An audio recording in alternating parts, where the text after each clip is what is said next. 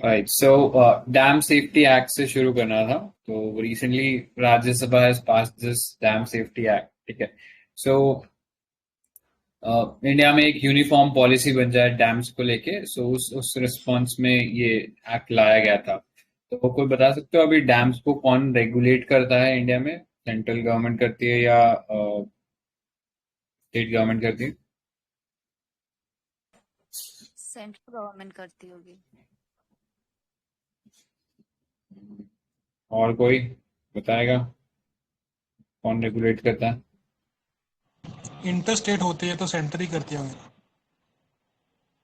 हाँ राइट, मतलब inter state रहता है तो वो सेंटर आ जाता है। अदरवाइज छोटे जो डैम्स होते हैं उनके लिए स्टेट गवर्नमेंट जो है वही मैनेज करते हैं उनको। ठीक है। तो उस सेंस में ये वाला थोड़ा सा इम्पोर्टेंट है हमारे लिए। तो देख लेना इसके अंदर जुरिडिक्शन को लेके जैसे डिफरेंस होता। तो इसमें ये एक यूनिफॉर्म पॉलिसी बन जाए अक्रॉस ऑल इंडिया। ठीक है, उस सेंस में ये लाया गया।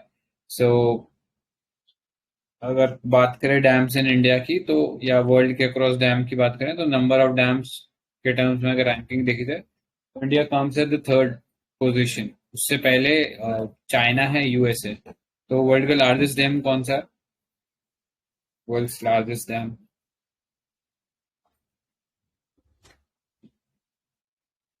ये बेसिक फैक्चुअल क्वेश्चन है। थ्री गॉर्जेस डैम का नाम सुना है क्या? Three Gorges Dam? North America में। हाँ, मतलब नाम से वो लगेगा नॉर्थ अमेरिका है लेकिन उसका आंसर नॉर्थ अमेरिका नहीं, उसका आंसर चाइना है। ठीक है। तो ये याद रखना, थ्री गॉर्जेस डैम वर्ल्ड का लार्जेस्ट डैम है, चाइना के अंदर है। एंड रैंकिंग के टर्म्स में चाइना, यूएस और फिर इंडिया है। और इंडिया में सबसे हाईएस्ट डैम कौन सा है?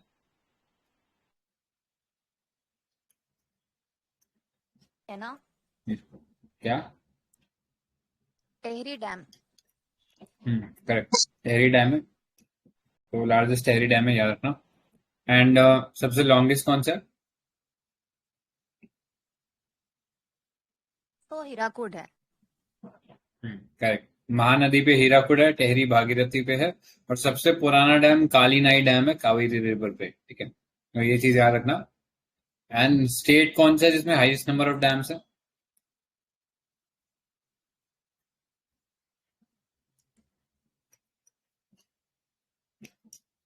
ये सामने लिखा हुआ है, महाराष्ट्र। महाराष्ट्र।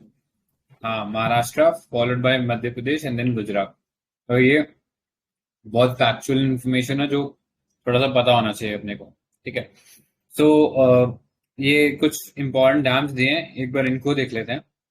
तो थोड़ा सा अपना गूगल वगैरह हैंडी रखना। तो नापताज आखिरी कौन से रिवर पे लोकेटेड है एंड कौन से स्टेट में?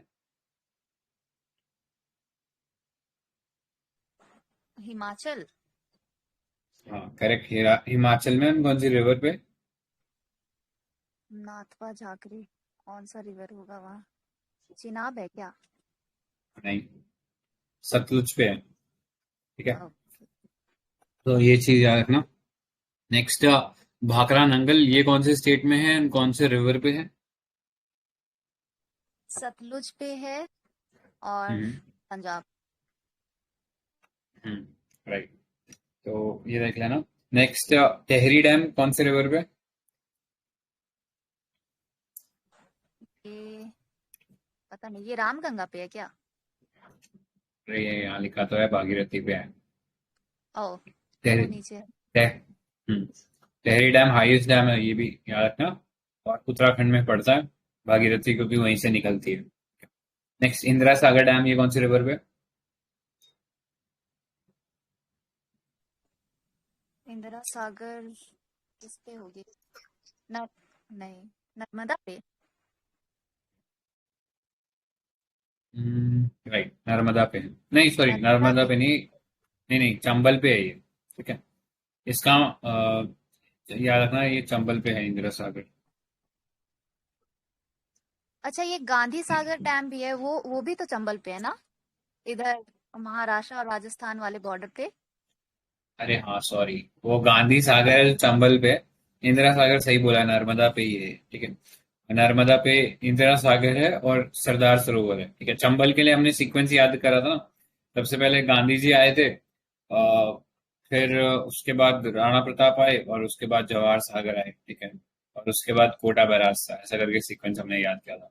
तो उसमें इंदिरा सागर नहीं था, इंदिरा सागर सी पे है, नर्मदा रिवर पे, ठीक है। हीराकुड महानदी पे है। कोयना डैम कौन सी रिवर पे है? कोयना, कोयना रिवर ही होगी शायद। राइट। तो स्टेट ऑफ महाराष्ट्र में है, और कोयना रिवर के ऊपर ही है, ठीक है। नागार्जुन सागर ये किस पे है? ये कृष्णा पे है। करेक्ट। एंड श्रीसेलम भी उसी पे है। इडुक्की डैम किस पे है, कौन सी रिवर पे? इडुक्की पता नहीं, पेरियर पे है क्या? अ, हाँ करेक्ट, पेरियार पे ही है। तो ये कुछ इम्पोर्टेंट थे, इसके अलावा भी बहुत सारे हैं, तो देख लेना। जैसे अलमाटी डैम है, तो वो कृष्णा रिवर के ऊपर है, वो याद रख सकते हो, वो भी इम्पोर्टेंट डैम है, ठीक है। ठीक है, नेक्स्ट पे चलते हैं। सो कई बार इस टाइप से क्वेश्चन पूछ लेता है, एम्बैंकमेंट डैम्स है, कंक्रीट डैम है, मेसनरी डैम है, तो ये अपने को पता होना चाहिए, ठीक है। तो एम्बैंकमेंट डैम क्या होता है? एम्बैंकमेंट मतलब कि इसके अंदर एक एम्बैंकमेंट बनाया जाता है, जिसके अंदर पानी को हम लोग कलेक्ट करते हैं, ठीक है। तो ये पानी हम लोग कैसे मतलब ये एम्बैंकमेंट कैसे बनाते हैं, तो इंक्लूडिंग अर्थफिल एंड रॉकफिल डैम, ठीक है। सो जो लोकल मटेरियल रहता है ना, जैसे वहां से मिट्टी उठा ली, एंड फिर उससे एक बांध टाइप का बना दिया, रॉक फिल, पत्थरों से उसको भर दिया, ठीक है, ताकि एक बैरियर बन जाए। तो उस सेंस में होता है embankment dam. And these are the most common utilize material usually available locally, more susceptible to erosion, क्योंकि हमने अर्थ अर्थ मतलब वो मिट्टी डाली है या रॉक डाले, तो इजीली इरोड हो सकते हैं, जिसकी वजह से ऐसे डैम्स को कंटिन्यूस मेंटेनेंस चाहिए होगा। Next, concrete and masonry dam, ठीक है। तो यहाँ पे नाम से पता लग रहा है कि हमने मटेरियल में कंक्रीट और ईंटों का इस्तेमाल किया, इसके थ्रू दीवार बनाई है। तो include gravity arch buttress roller, roller compacted concrete, RCC जिसको बोलते हैं, ठीक है। सो हमने बिल्डिंग मटेरियल जो है, जो आर्टिफिशियल बिल्डिंग मटेरियल होता है, वो उसका इस्तेमाल करके ऐसा दीवार टाइप का खड़ा करते हैं, फिर उसमें से पानी को निकालते हैं, ठीक है। तो कॉन्क्रीट मेसनरी डैम होता है। देन कंपोजिट डैम, तो इसमें यूज एन अर्थफिल और rockfill embankment of non overflow portion of the dam and concrete और masonry for the overflow spillways and और special structure as hydro electric plants and navigation law, ठीक है। तो इसमें ये दोनों मटेरियल्स का इस्तेमाल होगा, एंड नंबर ऑफ तरीके से बन सकता है। जैसे एक होता है ओवरफ्लो डैम होता है, और एक नॉन ओवरफ्लो डैम, मतलब जब पानी लेट से उसके एक लेवल से ऊपर पहुंच जाएगा, तो फिर वो अपने आप ही ओवरफ्लो होने लगेगा, तो उसको हम बोलते हैं overflow dam. Non overflow dam में हम लोग बिल्कुल पानी को बाहर जाने ही नहीं देते, हम इतनी ऊंची दीवार बना देते हैं उस पे। तो जनरली फ्लड वगैरह को रोकना हो, तो वहां पे हम लोग ये नॉन ओवरफ्लो टाइप के डैम बनाते हैं, ठीक है, ताकि फ्लड कंट्रोल हो जाए। सो उस सेंस में ये मीनिंग पता होना चाहिए कि अगर आप ग्रेविटी डैम की बात करो तो वो क्या है। तो it's a type of concrete and masonry dam, ठीक है, ग्रेविटी डैम वो चीज होती है, ठीक है। सो फीचर्स देख लेते हैं। एप्लीकेबिलिटी की बात करें तो act applies to all specified dams in the country, these dams with height more than 15 meters and height between 10 to 15 meters satisfying certain additional design condition, ठीक है। तो जनरली हाइट 15 मीटर से ऊपर का अगर डैम है, तो उसको कंसीडर किया जाएगा इस एक्ट के अंदर। लेकिन अगर 10 से 15 मीटर है, तो उसमें भी शायद कुछ ऐसी कंडीशंस हो सकती हैं जिसके अंडर इस एक्ट के अंदर आ जाए, ठीक है। सो डैम सेफ्टी अथॉरिटी बनाएगी। So 4 level of monitoring रहेगा, 2 at central level and 2 at state level. तो the national committee on dam safety रहेगा एक, तो जो कि कांस्टेंट इवॉल्व करता रहेगा एक uniform dam safety policy, protocol, procedure क्या फॉलो करना है with regards to dam. And दूसरा नेशनल डैम सेफ्टी अथॉरिटी, तो ऊपर केवल कमेटी का काम पॉलिसी बनाना है, उसको इम्प्लीमेंट एग्जीक्यूट कराना एनडीएसी का काम है, नेशनल डैम सेफ्टी अथॉरिटी, ठीक है। तो ये पूरा रेगुलेटरी अथॉरिटी का काम करेगा। Any decision taken by NDSA will be binding on all. फिर नीचे स्टेट लेवल के ऊपर दो कमिटीज होंगी, एक state committee on dam safety, जो अपने स्टेट के लेवल पे डैम्स के रिगार्डिंग जो भी पॉलिसी फ्रेमवर्क है वो बनाएगी, और एक इम्प्लीमेंटिंग एजेंसी होगी स्टेट डैम सेफ्टी ऑर्गेनाइजेशन, ठीक है। सो ये और कोई भी अगर फेलियर होता है किसी डैम का, तो एसडीएसओ को तुरंत रिपोर्ट करना है एनडीएसए को, ठीक है। Next, obligation of dam owners, तो जो भी डैम ओनर होगा वो रिस्पॉन्सिबल होगा safe construction, operation and maintenance के लिए, ठीक है। अगर कोई गलती होती है फिर उसको पकड़ा जाएगा। Functions of dam owner include preparing an emergency action plan, carrying out risk assessment study, preparing comprehensive dam safety evaluation. ठीक है. Next, offenses and penalties, तो वो इसमें फिक्स किए गए हैं.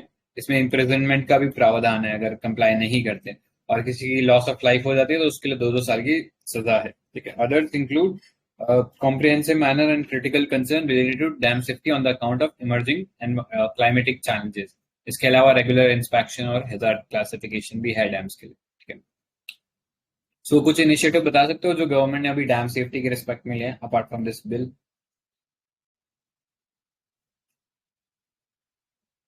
ये एनीवन? धर्मा करके हाँ, ये तो चलो सामने ही लिखा था. एक इसी सिमिलर नाम से ड्रिप भी था. ड्रिप हमने पढ़ा है, कोई बता सकता है? एक इंटरनेशनल एजेंसी इन्वॉल्व था उसमें. World bank. ड्रिप, हाँ करेक्ट. पहले धर्मा वाले क्या में है? वर्ल्ड बैंक है, सेकंड वाले में एडीबी भी इंक्लूड है. ड्रिप हाँ जो है वो दो है, एक फर्स्ट में वर्ल्ड बैंक है एंड द सेकंड वन में एडीबी भी इंक्लूड है. करेक्ट. तो ड्रिप 1.0 था, उसमें वर्ल्ड बैंक था. ड्रिप 2.0 में वर्ल्ड बैंक के साथ एडीबी भी है. ठीक है, तो वो चीज याद रखना. तो ये धर्मा हमने बात किया. Dam health and rehabilitation is a web. क्या?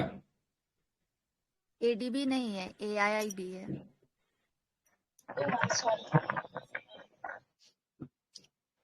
ये भी ठीक है. तो ये देख लो, Dharma dam rehabilitation and monitoring, the web tool to digitalize all dam related data effectively, which will help to document authentic asset and health information pertaining to large dams. ठीक है, तो उसके रिगार्डिंग द नेक्स्ट सहाय साइस seismic hazard assessment information system. तो एक web interactive tool है जिसके through PWC under dam safety organisation to estimate seismic hazard in south Indian region. ठीक है, तो साउथ इंडियन रीजन के लिए है ये चीज. ठीक है. तो अभी ये जो प्रोजेक्ट की बात कर रहे थे ड्रिप है, ये इंपॉर्टेंट है क्योंकि अभी इसका सेकंड वर्जन जो है वो आया है. ठीक है. So India and World Bank signed a 250 million project for dam rehabilitation and improvement project to make existing and dams safe and resilient. So it's a state sector scheme with central component initiated in 2012 by the Government of India with financial assistance from World Bank to bridge the funding gap and provide urgent finance to state for repair. ठीक है. So 80% would be provided by the World Bank as loan or credit, remaining 20% to be borne by state governments and central government. ठीक है. So ये largest dam management program भी बोला जाता है इसको. ठीक है. सो इनिशियली 7 स्टेट्स तक ही लिमिटेड था, लेकिन अभी 2.0 में ये पूरे में खोल दिया गया है. ठीक है. तो 7 स्टेट देखने की अभी कोई नीड नहीं है क्योंकि अब तो नया वर्जन आ ही गया. तो the central water commission was interested with overall coordination supervision. ठीक है. तो ये क्लोज हो गया था 2021 में एंड उसके रिस्पॉन्स में ये सेकेंड वर्जन चालू हो गया. ठीक है. So based on the success of DRIP 1, Ministry of Jal Shakti initiated externally funded DRIP 2 and DRIP 3 phase. Okay. So the new scheme has 19 state and 3 central agencies. Okay.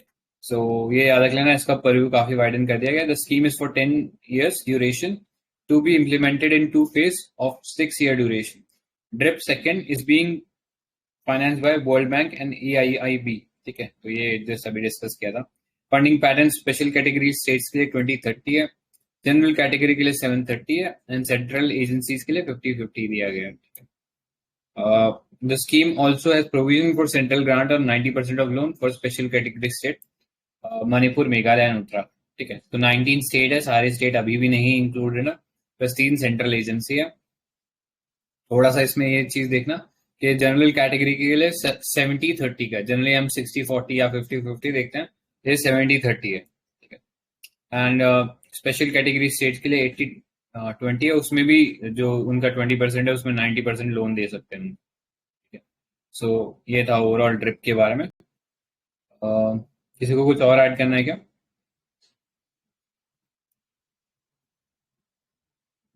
ठीक है, next पे चलते हैं. थोड़ा इंपॉर्टेंट है ये वाला part देख लेना. नीति आप नेक्स्ट पढ़ोगे क्या? मैं पढ़ देती हूँ. ठीक है. तो नागार्जुन सागर है. एक मिनट. तो ये है, ओ सॉरी, मेकेदातु है, ये कर्नाटका में है।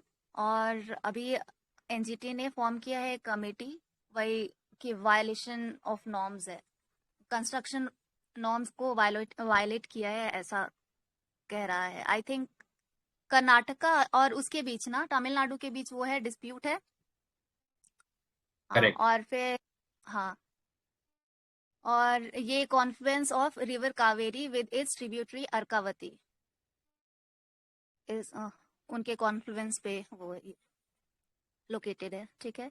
फिर नागार्जुन सागर डैम, तो ये हमने तभी देखा कि कृष्णा रिवर पे है।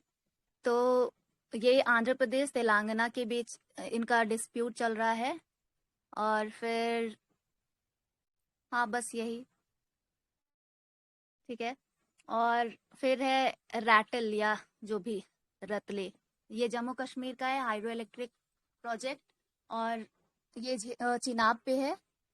और ये इंडिया और पाकिस्तान के बीच कुछ डिसएग्रीमेंट्स है, ठीक है। और ये किशन गंगा और एक प्रोजेक्ट है, वो झेलम रिवर पे है, ये याद रखना, ठीक है। हाँ, रतले वो चिनाब पे है, और किशन गंगा और एक प्रोजेक्ट है अपना, वो झेलम रिवर पे है। फिर झंगी थोपान पुआरी हाइड्रो इलेक्ट्रिक प्रोजेक्ट, ये हिमाचल प्रदेश में है, तो ये रिवर सतलज पे है। बस यही। मुल्ला पेरियर डैम है, ये केरला, ये मुल्लैया और पेरियर दो रिवर है, उनके कॉन्फ्लुएंस पे है। फिर ये केरला और तमिलनाडु के बीच कुछ डिसएग्रीमेंट्स हैं, ठीक है। फिर गांधी सागर डैम है, ये चंबल रिवर पे है, ठीक है। तो इस पे कुछ मुल नहीं। मुल्ला हाँ, मुल्ला पेरियार डैम में ये चीज याद रखना कि ऑल्दो ये डैम केरला में है, लेकिन इसका जो कंट्रोल है वो तमिलनाडु के पास है। तो इस सेंस में याद रखना कि इसकी वजह से ही केरला फ्लड्स कई बार देखने को मिला। तो उसके पीछे प्रॉब्ली यही रीजन था कि तमिलनाडु और केरला गवर्नमेंट के बीच में शायद कोऑर्डिनेशन नहीं था कि कैसे वाटर रिलीज होगा, और उसकी वजह से कई बार बाढ़ आ गई थी। तो उस सेंस में इम्पोर्टेंट है। हाँ, ठीक है। नेक्स्ट है पक्कल डल हाइड्रो इलेक्ट्रिक प्रोजेक्ट, ये डल है तो इसे याद रखना, जम्मू एंड कश्मीर, ठीक है। और ये मारूसुदर रिवर पे है, ठीक है। फिर हाँ, इसके बनने के बाद ये लार्जेस्ट हाइड्रो इलेक्ट्रिक प्रोजेक्ट हो जाएगा, ठीक है। ये मारूसुदर रिवर किसकी ट्रिब्यूटरी है? चेनाब की। हाँ, चिनाब की है। और यहाँ हाँ, नूनकुन ग्लेशियर इसका ओरिजिन है, ठीक है। फिर पुलिचिंटला डैम है, ये आंध्र प्रदेश में है, कृष्णा रिवर पे। बस इसे के एल राव सागर मल्टीपर्पज इरिगेशन प्रोजेक्ट, इस मतलब यहाँ इसे इस नाम से भी जाना जाता है, ठीक है। हो गया। फिर एक इंटरनेशनल। हम हाँ, एक हमारे पास ना कालेश्वर लिफ्ट इरिगेशन प्रोजेक्ट था, मतलब डैम तो नहीं कह सकते एग्जैक्टली, बट डैम टाइप का था, कालेश्वर इरिगेशन प्रोजेक्ट, जो कि वर्ल्ड का सबसे लार्जेस्ट लिफ्ट इरिगेशन प्रोजेक्ट था। तो वो क्या, कौन से रिवर पे?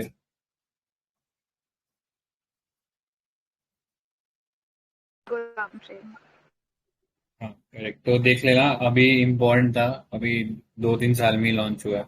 तो सेंस में इम्पोर्टेंट है, and largest lift irrigation project है। तो गोदावरी रिवर का जो पानी है उसको उठा के गोदावरी और प्राणहिता के कॉन्फ्लुएंस पे बना है, एंड वहां से पानी उठा के वो जो थोड़े से कम पानी वाले एरिया है वहां तक पानी को पहुंचाता है, ठीक है। सो इट इज इम्पोर्टेंट है। नेक्स्ट पे चलते हैं। सो इंटरनेशनल वाला, हाँ, नीचे कंटिन्यू करो। हम्म, ठीक है। तो ये बाई हितन हाइड्रो पावर स्टेशन है, ये चाइना का है, ये जिनशा रिवर पे है। तो जिनशा रिवर यांगसे को ही कहते हैं, ठीक है। इसके जो यांगजे रिवर का अपर स्ट्रेच है उसे जिनशा कहते हैं, और जब नीचे की तरफ आ जाता है तो वो यांगजे कहलाता है। ये किस सी में ड्रेन करती है, ये बता सकते हो? साउथ चाइना सी है क्या? नहीं, ये ईस्ट चाइना सी है, ठीक है। Right. ईस्ट चाइना सी है, और फिर दो इम्पोर्टेंट वो सिटीज हैं इनके बैंक्स पे। कौन सी सिटी है एक बहुत इम्पोर्टेंट, वो बता दो। शंघाई। हाँ, शंघाई है, और दूसरा वुहान प्रोविंस है, ठीक है। फिर है grand grand Ethiopian Renaissance dam. तो ये हमने बहुत बार देखा है, ये इथोपिया में है, और आई थिंक ये डिस्प्यूट चल रहा है इथोपिया, इजिप्ट, सूडान। हाँ, तीन कंट्रीज के बीच इसका डिस्प्यूट है, और ये नाइल रिवर पे है। नाइल रिवर पे है ना, या ब्लू नाइल पे? ब्लू नाइल ब्लू पे। नाइल। ब्लू नाइल पे। ठीक है। ब्लू नाइल, वाइट नाइल तो हमें पता है, इसकी ट्रिब्यूटरी है, मेन ट्रिब्यूटरीज। ठीक है, हो गया ना, इतना ही इसमें, है। ये हाँ, लोकेशन। ये जो जो व्हाइट नाइल है ये कौन से लेक से ओरिजिनेट होता है? यहाँ पे फिगर में देख पा रहे होगे।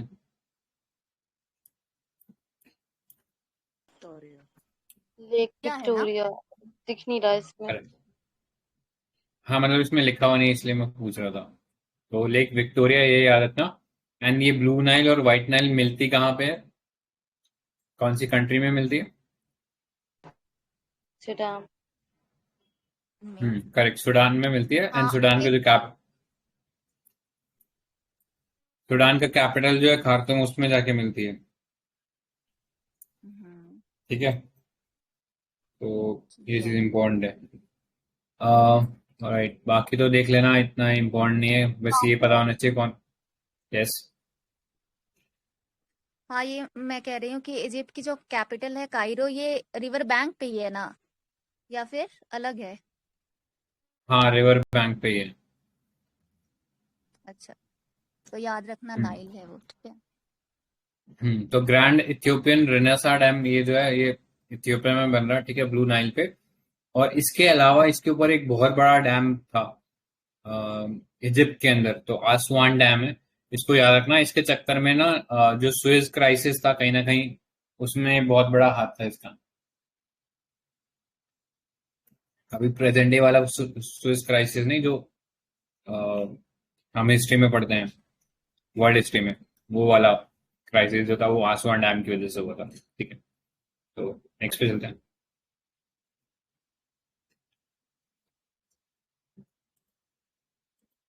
ऑलराइट, सो नेक्स्ट पढ़ूँ नेशनल आगे? इंटर।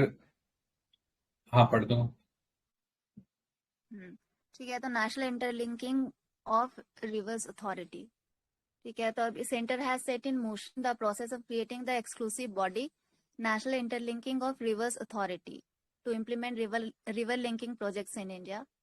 तो ये जो है एक इंडिपेंडेंट ऑटोनोमस बॉडी है for planning, investigation, financing and implementation of river interlinking projects.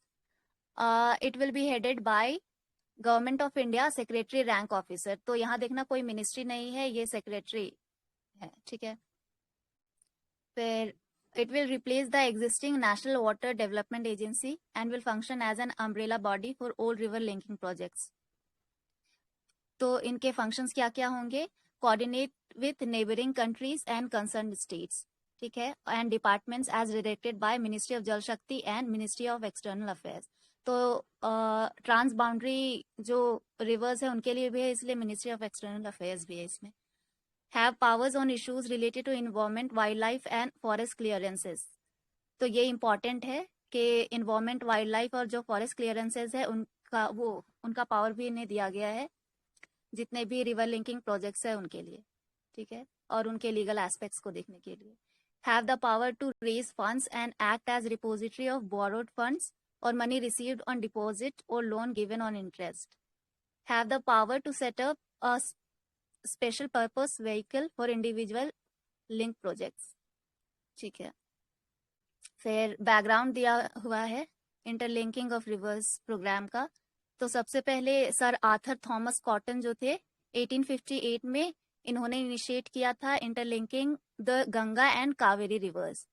ठीक है, but the idea of interlinking Indian reverse was revived a few decades ago independently by M. Vishvesvaraya और KL Rao and DJ दस्तूर।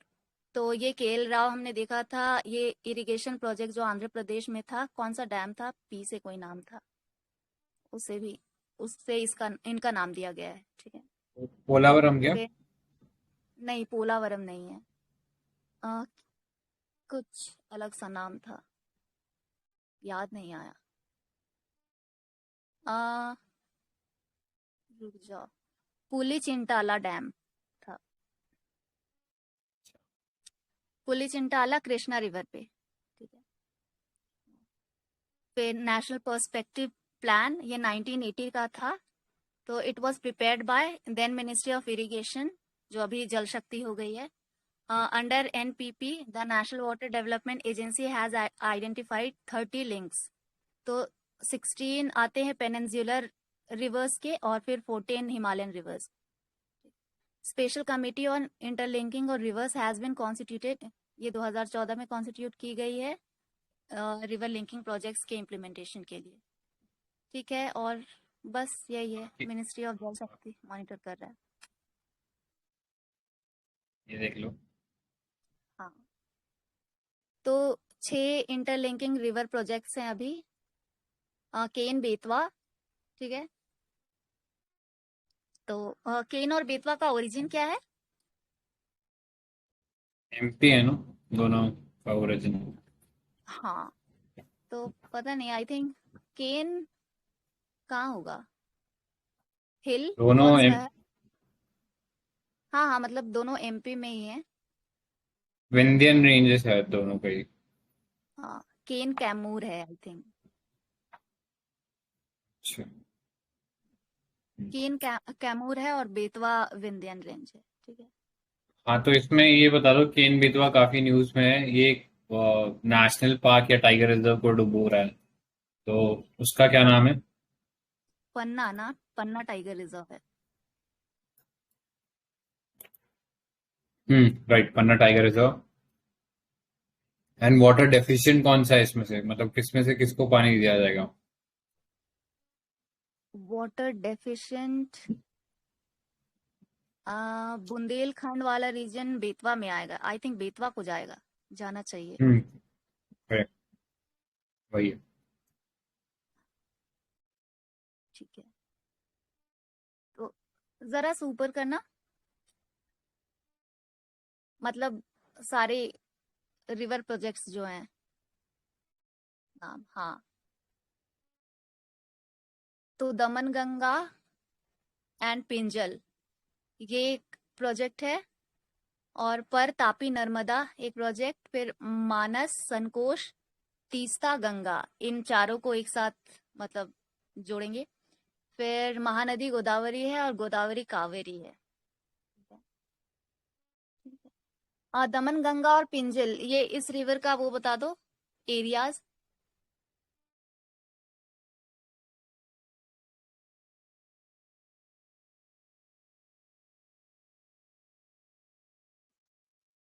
दमनगंगा पिंजल उत्तराखंड ही है क्या? नहीं नहीं, दमनगंगा गुजरात है और पिंजल महाराष्ट्र। महाराष्ट्र। हम्म, अच्छा। ठीक है, पर तापी नर्मदा, तो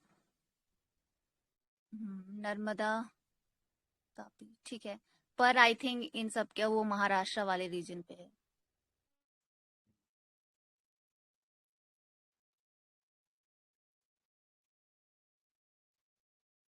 ठीक है, हो गया ना, नीचे करो।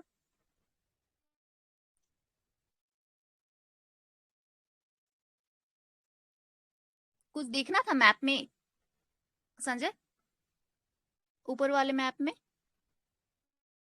नहीं, ठीक है, आई गेस ये देख लेना इम्पोर्टेंट है थोड़ा, कौन कौन सी रिवर कहाँ जुड़ रही है।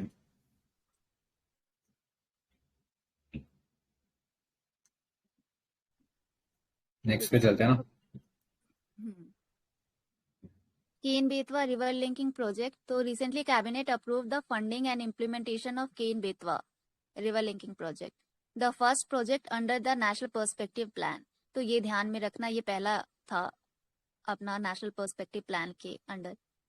ठीक है, Ken Betwa RLP transfers water from Ken to Betwa river through the construction of Daudhan dam and a canal linking the two rivers. Both these rivers are tributaries of river Yamuna.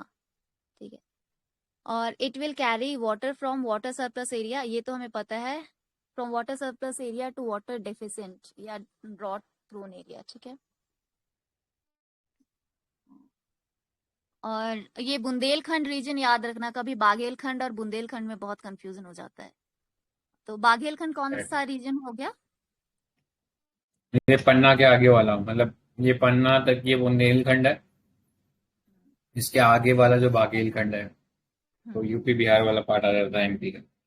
हाँ, तो ये फिर इम्प्लीमेंटिंग एजेंसी है, ये एक स्पेशल पर्पस व्हीकल है, केन बेतवा क्या linking project authority, कुछ इस तरह। ठीक है, वही पन्ना टाइगर रिजर्व वो सबमर्ज हो रहा है, तो उसको लेकर वो है। ठीक है, केन, हाँ, कैमूर हिल्स ये देख लिया हमने, और रिवर बेसिन देख लो, दो ही स्टेट्स हैं, मध्य प्रदेश और उत्तर प्रदेश, क्योंकि उत्तर प्रदेश में वो यमुना से मिल जाती है। ठीक है, मध्य प्रदेश उत्तर प्रदेश दोनों का सेम ही है।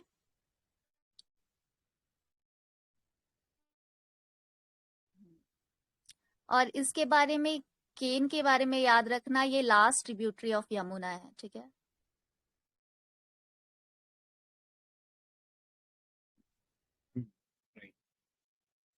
ठीक है, नेक्स्ट पे चलते हैं। 4.7 अदर इनिशिएटिव इन न्यूज। तो अर्थ ओवरशूटर डे हमने डिस्कस किया था, कौन सी ऑर्गेनाइजेशन निकालती है?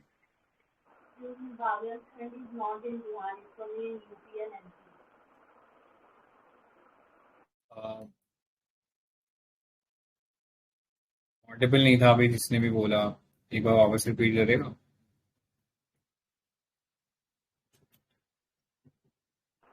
Bagelkhand is not in Bihar, it's only in UP and MP.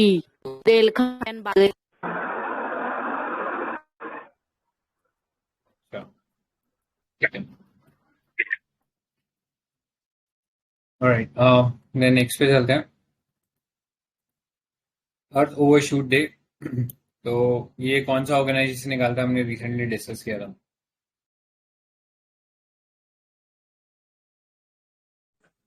यार पता नहीं। WWF था ना, तो वो चीज याद रखना। प्लस ग्लोबल फुटप्रिंट नेटवर्क है, तो ये मिलके निकालते हैं। ठीक है, तो अर्थ ओवरशूट डे का मतलब ये था कि अर्थ कितना प्रोड्यूस कर सकते हैं एंड उसको हम कितने टाइम में कंज्यूम कर रहे हैं।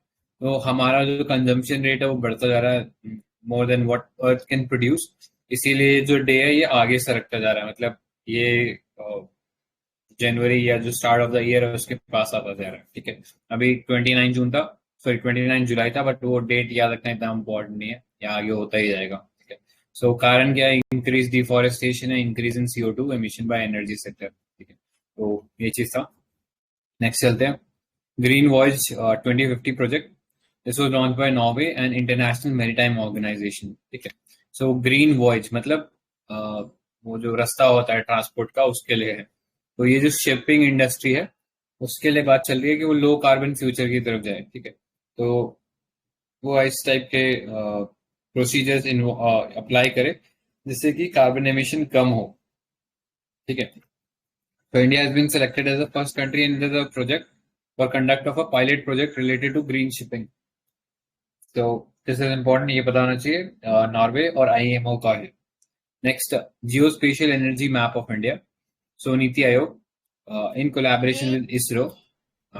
एक बोलो। हम लोग, हाँ, ये एक हम लोग वो शिप को रिसाइकल करने के का एक वो भी था, वो कौन सा हांगकांग कन्वेंशन, हांगकांग या कन्वेंशन। हाँ, ठीक है, एंड इंडिया में कहाँ पे होता है ये शिप का डिकंस्ट्रक्शन या उसका वो ब्रेकेज? एक स्पेसिफिक प्लेस है गुजरात में। गुजरात, हाँ, कांडला है क्या? नहीं, कांडला तो पोर्ट है। ओ, पता नहीं, बता दो। हाँ, तो अलंग अलंग करके एरिया है, ठीक है, तो वहां पे ये पूरा एक्टिविटी होता है। लेकिन उस पे बात ये चल रही है कि वो बहुत ही ज्यादा ना वो गलत तरीके से हम लोग करते हैं, मतलब उसमें कोई सैनिटरी तरीका अपनाते नहीं हम लोग, and बहुत सारा पॉल्यूटेंट जो है वो पानी में रिलीज हो जाता है। तो उस सेंस में थोड़ा सा उस पे बात चल रही थी, तो इस सेंस में याद रखना। अलंग जो वर्ल्ड की लार्जेस्ट शिप ब्रेकिंग साइट भी है ना, तो जिसकी वजह से ओशनिक पोल्यूशन का जब पड़ा था तब इस पे हुआ। करेक्ट। तो इंडिया सिग्नेटरी जरूर बनना चाहता है, लेकिन उस चीज को रेक्टिफाई करना पड़ेगा इंडिया को, नहीं तो दिक्कत हो जाएगा, ठीक है। तो वो चीज है। नेक्स्ट, जियो स्पेशल एनर्जी मैप, तो नीति आयोग और इसरो मिलकर लॉन्च कर रहा है, ठीक है, and with support of energy ministry of government of India, ठीक है। तो इससे हम लोग जीआईएस, पता ही है, जियो स्पेशियल या जोग्राफिक इंफॉर्मेशन सिस्टम, तो इसमें हम कैप्चर करेंगे जो भी डेटा है एनर्जी रिलेटेड, जहां जहां से रिलीज हो रहा है, ठीक है, जिससे कि हमें एक रियल टाइम एनालिसिस मिल जाए कि कहाँ कितना एनर्जी रिक्वायरमेंट है, कैसे डिमांड मीट करनी है, ठीक है। सो ये पूरा होलिस्टिक पिक्चर देगा all energy resources of the country. This is in line with the draft Jio special policy 2021। तो एक विजुअलाइजेशन होगा पूरा एनर्जी इंस्टॉलेशन का, फिर चाहे वो कन्वेंशनल हो या रिन्यूएबल हो, ठीक है। और 27 थीमेटिक लेयर रहेंगी इसके अंदर, ठीक है, तो इतना ही है। अभी जैसा कोल का हम कह सकते हैं कि कोल में सप्लाई में दिक्कत हो गया, उस लॉजिस्टिक्स में दिक्कत थी, तो इस टाइप की शायद दिक्कत ना हो अगर ये मैप जो बन जाएगा तो, ठीक है। Next, Shunya labelling for net zero energy buildings. तो Shunya labelling for net zero energy building and net positive energy buildings were launched. So these are highly efficient building with extremely low energy demand. मतलब ऐसा मत समझ लेना कि zero energy है तो इसका मतलब बिल्कुल कोई बिल ही नहीं आ रहा है। वो जीरो से मतलब है लो एनर्जी, जैसे हम बोलते हैं ना 0 वाट का बल्ब है, तो एक्चुअली 0 वाट का बल्ब होता नहीं है, उसका एनर्जी बस इतना कम होता है कि वो नहीं के बराबर लगता है, ठीक है, लेकिन उसमें एनर्जी डिमांड होता है। सो यहाँ पे कंफ्यूज कर सकता है। Next, based on energy performance index, total energy consumed over a year divided by the total building area, ठीक है। सो ईपीआई अगर 10 से कम होना चाहिए, जीरो के बीच, 0 से 10 के बीच में होगा, तो इट वुड बी अवॉर्डेड शून्य लेवल, ठीक है। तो याद रखना यूनिट कैसे निकालिए, पूरे साल का कितना एनर्जी कंज्यूम किया डिवाइडेड बाय द एरिया, तब जाके ये इंडेक्स जो है 0 से 10 के बीच में आएगा, तो उसको शून्य लेवल देंगे। और अगर वो ग्रेटर देन जीरो रहता है, ठीक है, सॉरी, हाँ, तो शून्य प्लस लेवल दिया जाएगा, ठीक है। मतलब लेस देन जीरो रह रहा है, यानी वो सामने से एनर्जी सप्लाई कर रहा है, तो उस सेंस में शून्य प्लस लेवल दिया जाएगा। So it will encourage make to make energy efficient building and further making improvement, ठीक है। तो अगर आपने सपोज सोलर पैनल लगा रखे हैं तो आप सामने से इलेक्ट्रिसिटी सप्लाई कर सकते हो, तो ओवरऑल यू विल बी मतलब नेगेटिव हो जाएगा उस सेंस में, या सॉरी नेट पॉजिटिव हो जाएगा, ठीक है। तो उस चीज के लिए है शून्य लेबलिंग। ऐसे ही हमारे पास एक ग्रेहा भी है, ग्रेहा, तो उसके बारे में कोई बता सकता है कि वो ग्रेहा के अंदर हम क्या कर रहे थे या किसने निकाला है?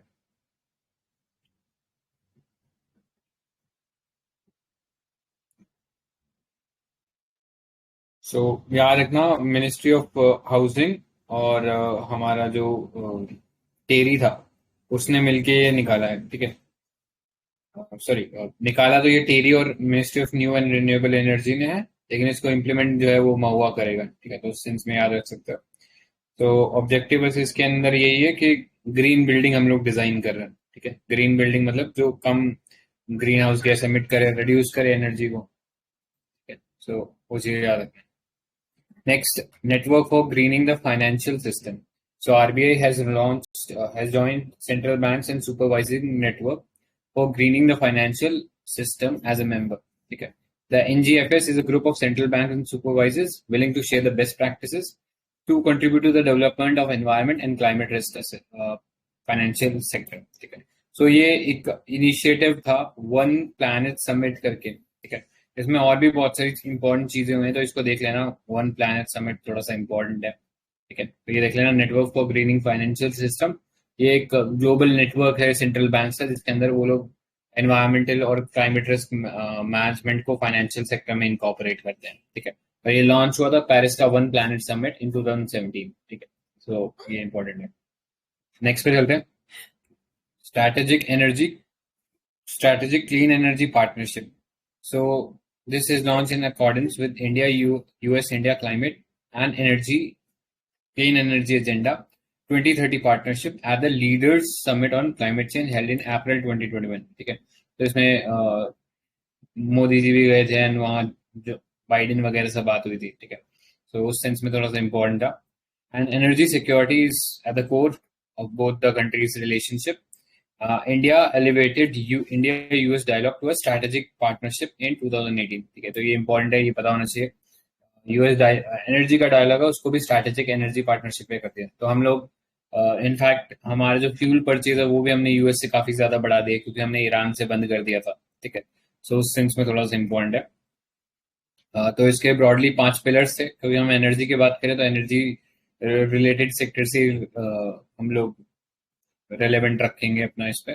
सो पावर और एनर्जी एफिशिएंसी है, रिस्पॉन्सिबल ऑयल एंड गैस है, रिन्यूएबल एनर्जी है, सस्टेनेबल ग्रोथ है एंड इमर्जिंग फ्यूल्स है, ठीक है। तो ये 5 पिलर्स हैं जिसके अंदर ये strategic clean energy partnership India और यूएस के बीच में रहेगी, ठीक है। नेक्स्ट, IREDA बैग्स ग्रीन ऊर्जा award. So Indian Renewable Energy Development Agency has been conferred with Green Urja Award for leading the public institution in financing institution for renewable energy by ICC, Indian Chamber of Commerce, ठीक है। So IREDA ये government का PSU है, mini Ratna है, category 1 में है and under the administrative control of ministry of new and renewable energy, ठीक है। सो इसको ये चीज मिला है, ये पूरा जो रिन्यूएबल एनर्जी को प्रोजेक्ट्स है इंडिया में उसको फाइनेंस करने का काम करता है। तो ये एक NBFC की तरह वर्क करेगा। ये जो भी कंपनी या कोई स्टार्टअप है जो कि इसमें ग्रीन एनर्जी में कुछ करना चाहता है तो उसको फाइनेंसिंग में हेल्प कराएगा, ठीक है। सो ये था। नेक्स्ट, सतत इनिशिएटिव है। तो सतत is an initiative aimed at compressed biogas production plants and makes its use available in the market for use in automotive fuel by inviting expression of interest, ठीक है। तो याद रखना, compressed बायोगैस से डील करता है एंड कोशिश ये रहेगी कि इससे जो फ्यूल निकलेगा उसको हम ऑटोमेटिक फ्यूल की तरह सेल करें, ठीक है। तो उसके लिए एक्सप्रेशन ऑफ इंटरेस्ट मांग रहे हैं, मतलब अगर आप कोई ऐसा एंटरप्रेन्योर हो और आपको लगता है कि हाँ हम लोग ये चीज कर सकते हैं तो आप एक्सप्रेशन ऑफ इंटरेस्ट दे सकते हैं, गवर्नमेंट उसमें आपका फंडिंग में हेल्प कर देगा। तो उस सेंस में इम्पोर्टेंट है। Next, sustainable development cell. Ministry of coal constituted sustainable development cell. This has been established to advise, mentor and plan action to minimize adverse impact of mining. Okay. तो इतना ही है। Mining से मैं पता है बहुत तरह की डिजीज हो जाती है, जैसे एक डिजीज होती है सिलिकोसिस। सिलिकन्स जो होते हैं माइनिंग करते वक्त तो वो लंग्स के अंदर डिपॉजिट हो जाता है एंड लंग्स के अंदर फिर परफोरेशन कर देते हैं। तो लॉन्ग टर्म में सुनने में आप भी आया होगा कि माइन वर्कर जो होते हैं उनकी एक ही तरह की बीमारी से सबकी डेथ हो गई। जनरली वो कारण वो सिलिकोसिस ही रहता है उसमें, ठीक है। सो ये था। Next, biojet fuel technology. तो रिसेंटली CSIR का ये IIT लैब जो है देहरादून का, उसने एक होम ग्रोन टेक्नोलॉजी बनाया जिससे कि बायोजेट फ्यूल उन्होंने प्रोड्यूस किया है, ठीक है। एंड उसको हमने मिलिट्री एयरक्राफ्ट में फॉर्मली अब तक यूज करके एक ट्रायल रन ले लिया है। So biojet fuel can be produced through cooking oil, tree-borne oil, short gestation oil seed crops and waste extract from the edible oil processing unit. इससे पहले हमने एक एंटेनोव 32 एयरक्राफ्ट होता है जो कि हम लोग सिविलियन पर्पस के लिए भी करते हैं, बट अभी मिलिट्री ही कर रही है इस एंटेनोव 32 ट्रांसपोर्टेशन प्लेन का। इसके अलावा एक कमर्शियल फ्लाइट भी हो गई थी स्पाइस जेट की जो बायो जेट फ्यूल से उड़ी थी। तो इतना ही याद रखना इसमें, बाकी कुछ इंपॉर्टेंट नहीं है। Next, urban shift initiative. So it is the brand name for sustainable cities and impact program which is funded by GEF. तो GEF कोई बता सकता है कौन से इनिशिएटिव के अंडर फॉर्म हुआ था? एक इम्पोर्टेंट समिट था जिसके अंडर फॉर्म हुआ था ये GEF। नाम बता सकता है क्या कोई?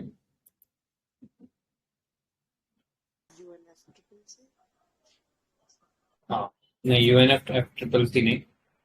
ये जो रियो अर्थ समिट हुआ था 1992 का, उसके अंदर 3 बॉडीज निकली थी, UNFCCC, UNCBD एंड UNCCD, ठीक है।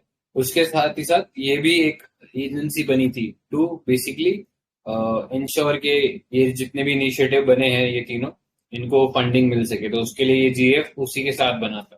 तो ये ओवरऑल 4 इनिशिएटिव थे जो निकले थे उसमें। सो urban shift supports cities to adopt integrated approach to urban development, shaping resilient, inclusive, and zero carbon future where both people and planet can thrive. Okay. So in India, Pune, Surat, etc. are included. So it is led by UNEP plus World Research Institute, UNDP, World Bank, etc. तो multiple stakeholder है, लेकिन fund कौन कर रहा है ये पता होना चाहिए। ग्लोबल एनवायरमेंट फैसिलिटी है वो फंड कर रही है, ठीक है। सो ये था next sustainable cooking handbook for cities, तो UNEP का है और कुकिंग रिलेटेड सॉल्यूशंस इसमें डिस्कस किए गए हैं, तो इतना इंपॉर्टेंट नहीं है। नेक्स्ट पे चलते हैं, इलेक्ट्रिक व्हीकल इनिशिएटिव। तो global electric vehicle outlook report है, ये निकाला है इंटरनेशनल एनर्जी एजेंसी ने। तो इसके बारे में हम कई बार डिस्कस कर चुके हैं, ये OECD के अंडर फॉर्म हुआ था एंड अभी इंडिया रिसेंटली इसका एसोसिएट मेंबर बना है। ऑल्दो इसके अंडर मेंबरशिप सिर्फ OECD मेंबर्स कंट्रीज को मिलती है, लेकिन इंडिया अभी एसोसिएट मेंबर बना है, ठीक है, और इंडिया OECD का पार्ट नहीं है। So it's a multi-governmental forum, policy forum established in 2010 under Clean Energy Ministerial CEM. 15 countries are particularly participating in electric vehicle initiative, including India, with IEA as acting as a coordinator. Okay. So broadly यही है कि EV 30 at 30 है, 30% new electric vehicle sales by 2030, and EVI global program. तो इसमें a platform for global cities to communicate and cooperate for increasing uptake of global electric mobility. So अभी recently हमने देखा था कि जो मोदी जी हैं उन्होंने COP26 में पंचामृत का कॉन्सेप्ट दिया था, तो उसमें उन्होंने उसके साथ एक अमृत पोर्टल की भी बात करी थी। तो नीति आयोग ने ये पोर्टल बनाया रहेगा so as to bust the myth around EV cars, ठीक है, so ताकि उनका जो यूसेज है वो बढ़ सके। तो यही था ओवरऑल इसके बारे में। नेक्स्ट चलते हैं, mission innovation clean tech exchange, ठीक है। So recently India launch the mission innovation clean tech exchange under the innovation platform mission innovation, ठीक है। सो ये मिशन इनोवेशन के बारे में बता सकते हो क्या, ये कहाँ से आया है?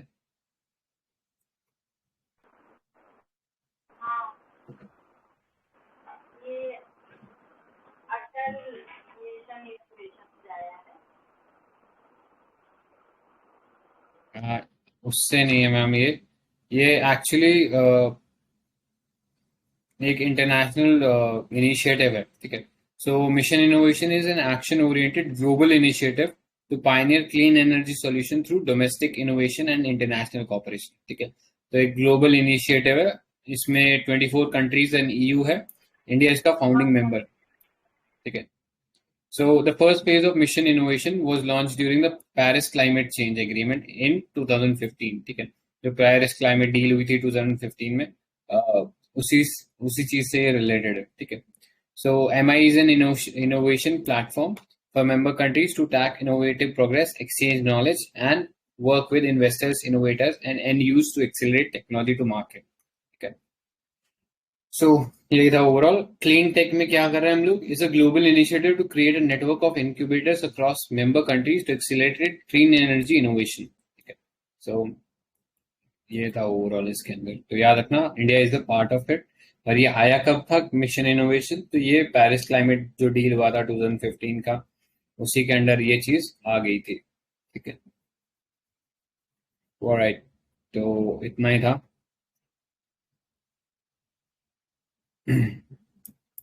नेक्स्ट, ऑलराइट, तो ये देख लो concepts in brief. Ecological civilization, तो ये कॉन्सेप्ट अभी शी जिनपिंग ने दिया था, तो मतलब पता होना चाहिए क्या था। Ecological civilisation describes a world in which human communities are designed to promote overall well-being of people and planet, ठीक है। So it considered nature to be the part of life rather than something that can be exploited without restraint. तो simple सा ही एक terminology थी कि जिस human community इस तरीके से रहे कि वो एक हार्मोनियस रिलेशनशिप बना नेचर के साथ, ठीक है, तो वही था. Next, sustainable recovery plan. तो international energy agency in its latest report has stressed that carbon emission are set to rebound as country focus on economic recovery following COVID-19 pandemic. ठीक है, तो कोविड-19 जब शुरू हुआ था तब देखा गया था कि लॉकडाउन हो गया था पूरे वर्ल्ड के अंदर, एंड जिसकी वजह से कार्बन एमिशन थे वो डिक्रीज हो गए थे. लेकिन अब जैसे जैसे इकोनॉमिक रिकवरी हो रही है, तो कार्बन एमिशन वापस बढ़ने लगेंगे एंड जो टारगेट है उसको ब्रीच कर जाएगा. ठीक है, so sustainable recovery program launched in 2020. The plan estimates that if government mobilize 1 trillion in clean energy investment each year, it will boost the economic growth on average by 1.1% point year. Okay. So IEA believes full and timely implementation of the plan would save or create roughly 9 million jobs. Okay. तो वो उस sense में beneficial है. Sustainable recovery plan IEA का ये latest report है. ठीक है, नेक्स्ट पे चलते हैं. Localization of SDGs. So localization of SDG through Panchayati Raj institution report was released by Ministry of Panchayati Raj. ठीक है, तो पंचायती राज है तो ऑटोमेटिकली मिनिस्ट्री भी पंचायती राज का होगा. ठीक है, so it serves to as an action plan to assist 32 lakh elected representative of PRIs to consider for working towards localizing of SDGs. Localizing का मतलब क्या है कि जो नेशनल लेवल पे है उन्हें सब नेशनल कंटेक्स्ट में अप्लाई करने की कोशिश करें. ठीक है, कि अगर जीरो हंगर है तो हम PRI के लेवल पे क्या जीरो हंगर इंश्योर कर पा रहे हो, तो वो फ्रेमवर्क रहेगा. ठीक है, तो याद रखना मिनिस्ट्री ऑफ पंचायती राज है यहाँ पे. Next, bioeconomy. So according to FAO report, renewable wood based product, engineered wood products and wood based textile are two emerging food forest products category that can provide renewable and sustainable solution to global crisis. ठीक है, these both products can help in realizing the bioeconomy. Okay. So bioeconomy generally refers to economy using renewable energy resources to produce food, energy and products and services. Okay. तो इतना important नहीं है, बस general terminology थी and उसके बारे में FAO ने रिपोर्ट निकाली है और उसमें ये बोला वुड बेस्ड जो रिन्यूएबल प्रोडक्ट हैं और वुड बेस्ड टेक्सटाइल फाइबर है, ये इमर्जिंग फॉरेस्ट प्रोडक्ट प्रोड्यूस है जिसके थ्रू हम लोग रिन्यूएबल एंड सस्टेनेबल सोल्यूशन ढूंढ सकते हैं ग्लोबल क्राइसिस के लिए. ठीक है, सो यही था इसके अंदर. नेक्स्ट रिपोर्ट देख लेते हैं कुछ important. So renewable integration in India 2021. This report was released by NITI Aayog and IEA. की फाइंडिंग क्या था? India is the third largest energy consuming country in the world. ठीक है, तो ये कोई डाउट ही नहीं है इस बारे में तो कि चाइना हमसे ऊपर रहेगा, पॉपुलेशन भी है और फिर उसके पास इतनी टेक्नोलॉजी भी डेवलप करी है. फिर US है, हाँ, वो भी हमसे ऊपर रहेगा क्योंकि उसका पर कैपिटा जो एनर्जी यूसेज है वो कई गुना ज्यादा इंडिया से. ठीक है, सो पर कैपिटा कंजम्पशन में लेकिन इंडिया जो है is still around a third of the world average and is expected to continue increasing despite the government intention to pursue strong energy efficiency. ठीक है, सो ओवरऑल कंजम्पशन में हम लोग जरूर थर्ड नंबर पे, पर अगर पर कैपिटा में देखें तो अभी हम बहुत पीछे हैं. ठीक है, next, majority of India's renewable energy addition take from solar and wind. ठीक है, सो ये चीज याद रखना. And renewable energy penetration is highly variable by state in India. Next चलते हैं world energy investment report.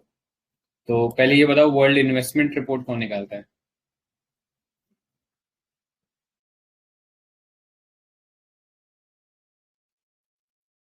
World investment report, तो याद रखना एक ऑर्गेनाइजेशन है.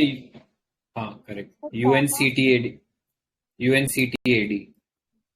ठीक है, ये निकालता है वर्ल्ड इन्वेस्टमेंट रिपोर्ट. अब यहाँ पे हम बात करें वर्ल्ड एनर्जी इन्वेस्टमेंट रिपोर्ट की. ठीक है, सो ये IEA निकालता है. It's in 2021 annual global energy investment is set to rise 1.9 trillion. तो ये नंबर याद रखने की जरूरत नहीं, बस ये पता कर लो कि ये रिपोर्ट ये निकालता है. अगर इंडिया से कुछ रिलेटेड है तो वो देखने की जरूरत है. ठीक है, बाकी ऐसे आगे चल सकते हैं. Next, a multi-billion-dollar opportunity repurposing agriculture support to transform food systems. तो फूड इसके अंदर आ गया है तो कहीं ना कहीं FAO जरूर होगा.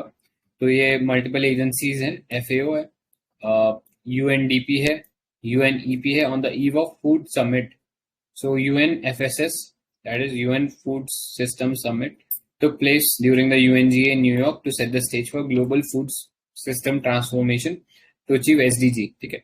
तो हम जो फूड प्रोड्यूस कर रहे हैं वो इस तरीके का होना चाहिए कि वो ज्यादा ग्रीन हाउस गैस ना इमिट करे, लोगों का जो जीरो हंगर वाला जो चीज है और उसमें जो माल न्यूट्रिशन वाला एस्पेक्ट है उसको टारगेट करे, ठीक है। तो उस सेंस में फूड सेक्टर में ट्रांसफॉर्मेशन लाने की जरूरत है, और वही यहाँ पे बात हो रही थी, ठीक है।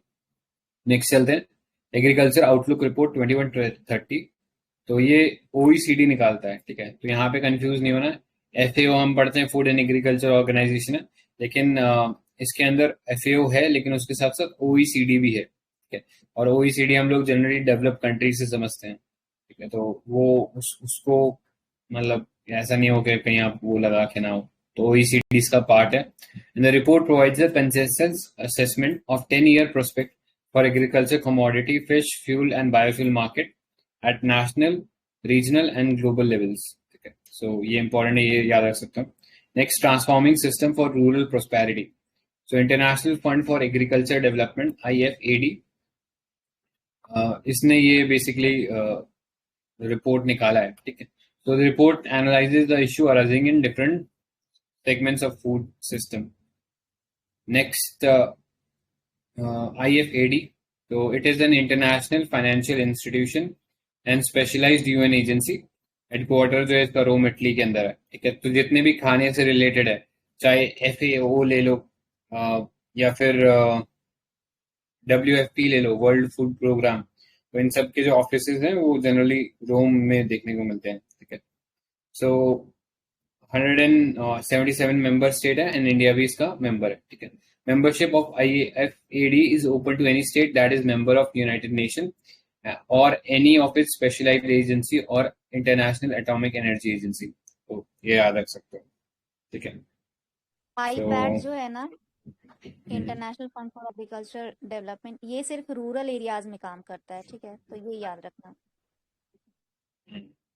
राइट, ठीक है। तो ये हो गया ना, नेक्स्ट पे चलते हैं, स्टेट एनर्जी एफिशिएंसी इंडेक्स। सो ये bureau of energy efficiency and alliance for efficient energy efficient economy, ठीक है। तो ये निकालता है। It was launched in 2018.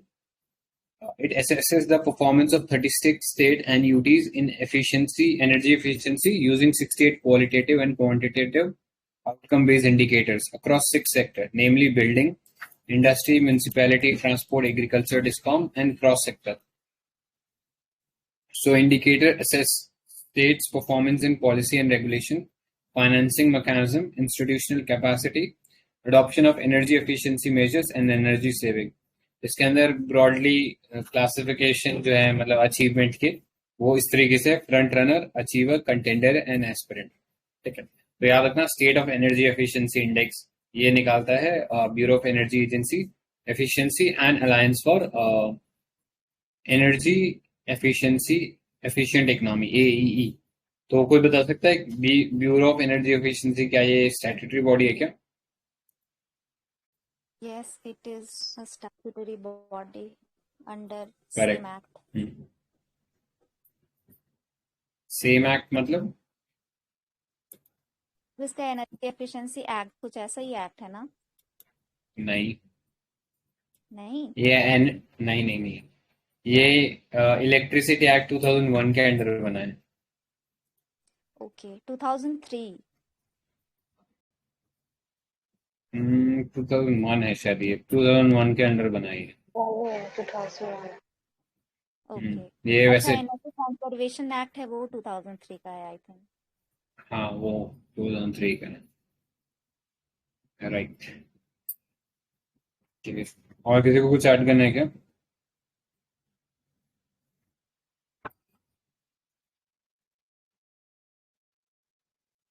Screen सबको दिख रहा है क्या?